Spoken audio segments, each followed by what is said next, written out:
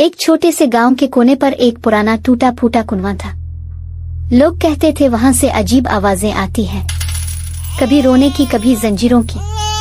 बच्चे वहां से गुजरते हुए डरते थे। एक दिन सुबह के वक्त दो दोस्त माआज और मुईज इस कुएं के करीब से गुजर रहे थे। माआज बोला, सुना है इस कुएं में जिन रहते हैं। मुईज ने मुस्कुरा कर कहा, डरने की जरूरत नहीं, अल्लाह हमारे साथ है।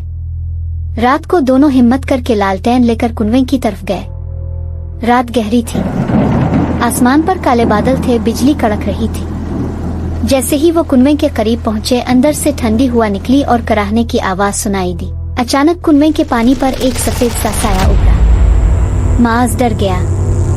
आउला, ये क्या है? मुईज कांपते हुए बोला, चलो अल्लाह का कलाम पढ़ते हैं।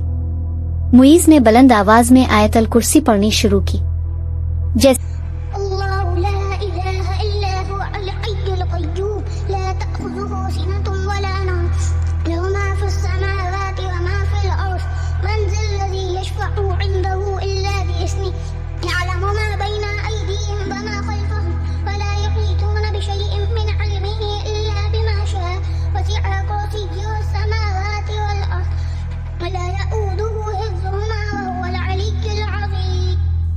से ही कलाम इलाही गूंजा। वो खौफनाक साया जोर से चीखा और धुएं में गायब हो गया।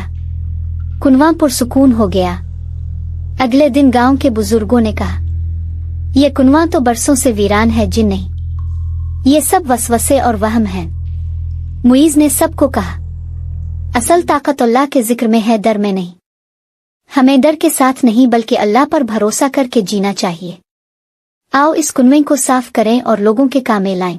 गांव वालों ने कुआं साफ किया, इसमें पानी भरा और अब वो सबके काम आने लगा। सबक: असल हिफाजत अल्लाह के जिक्र और ईमान में है, ना कि डर और वहम में।